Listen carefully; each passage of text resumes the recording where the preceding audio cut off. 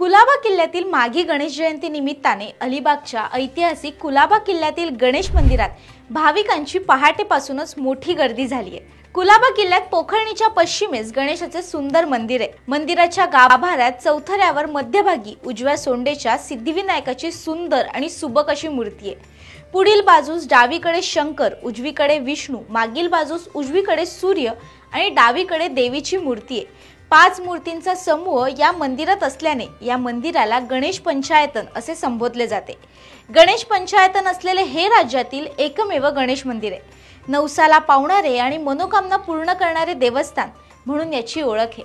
मागी गणेशोत्सवाच्या दिवशी पहाटे 5 वाजता महापूजा झाल्यानंतर गणेश पंचायतनाचे दर्शन घेऊन नवस फेडण्यासाठी येथे गणेश भक्तांची गर्दी झाली आहे।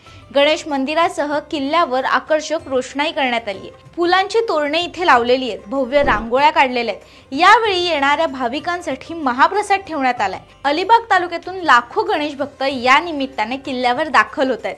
तुम्ही या मंदिराचे कधी दर्शन घेतलेत का? आम्हाला कमेंट करून नक्की सांगा।